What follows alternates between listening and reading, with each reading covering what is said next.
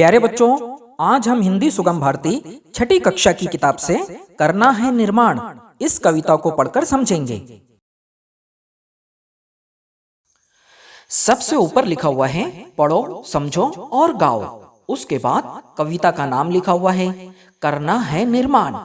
इस तरफ इस कविता को लिखने वाले कवि का नाम लिखा हुआ है गौकरण वर्मा। इनकी रचनाएं हैं, यानी इन्होंने जो गीत या कविताएं लिखी हुई हैं उनके नाम हैं उठो साथियों कदम मिलाकर, करने दूर अंधेरा। इनके परिचय में लिखा हुआ है एक सफल क्रांति गीत के निर्माता के रूप में प्रसिद्ध। बच्चों, सफल यानी कामयाब और क्रांति गीत यानी इनकलाबी गीत। इनकलाबी गीत लिखने के तौर पर यह मशहूर है। प्रस्तुत कविता में भारत की महिमा एवं उसकी सुंदरता को बताया गया है। इस नज्म में भारत की महिमा यानी भारत की अजमत और उसकी सुंदरता यानी खूबसूरती को बताया गया है। कविता शुरू करने से पहले बच्चों एक एक्टिविटी है, पहले इसे कर लेते हैं।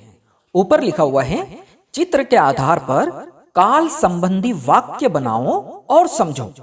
मतलब इन तस्वीरों को देखकर हमें जमाने के मुतालिक जुमले बनाना है। बच्चों, काल यानी जमाना, और जमाने तीन किस्म के होते हैं।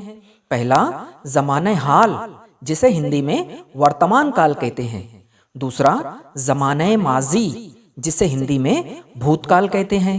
और तीसरा जमाने मुस्तकबिल, जिसे हिंदी में भविष्य काल कहते हैं। बच्चों, हम पहली तस्वीर देखते हैं। इसके ऊपर कल लिखा हुआ है, यानी गुजरा हुआ कल, जिसे उर्दू में जमाने माजी और हिंदी में भूतकाल कहते हैं। इस तस्वीर के बारे में हम लिखेंगे मैंने लड्डू खा लिया। अब हम दूसरी तस्वीर देखते हैं। इसके ऊपर लिखा हुआ है आज, यानी अभी काम जारी है। इसे उर्दू में जमाने हाल और हिंदी में वर्तमान काल कहते हैं।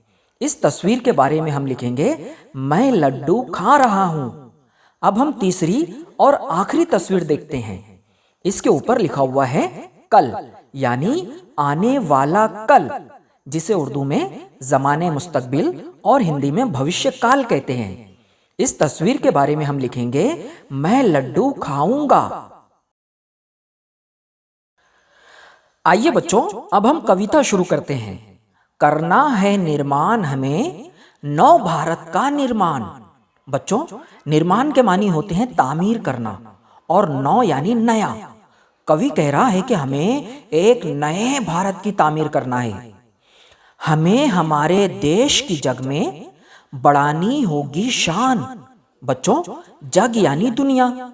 आगे कवि कह रहा है कि हमें पूरी दुनिया में हमारे देश की शान बढ़ानी होगी। करना है निर्माण हमें नव भारत का निर्माण। आगे कवि लिखता है कि यही हमारी सब धरती हो खेतों में हरियाली। अब कवि हमें यह बता रहा है कि नव भारत में यानी नए भारत में क्या क्या होना चाहिए। सबसे पहले कवि कह रहा है कि हमारी जमीन के खेतों में हर तरफ हरियाली ही हरियाली हो, फूल फलों से झूम रही हो, बन बन डाली डाली।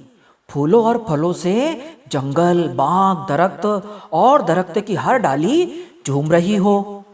नदी नहर सरोवर बरखा के जल से बरसे धान। बच्चों, सरोवर यानी तालाब और बरखा यानी बारिश। कवि कह रहा है कि नदी नहर तालाब और बारिश के पानी से हर तरफ अनाज की फसलें ही फसलें हों। हिमगिरी के ऊंचे शिखरों पे फूल चढ़ाने जाएं। बच्चों, हिमगिरी हिमालय पहाड़ को कहा जाता है, और शिखर यानी पहाड़ की चोटी यानी पहाड़ का सबसे ऊपरी सिरा।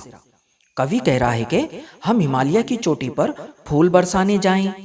रत्नाकर के अतुलनीयत नित खोज के रत्नों पाएं।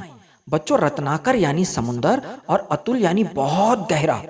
कवि कह रहा है कि हम समुंदर की गहराई में जाकर मोती और जवाहरात को खोज कर लाएं।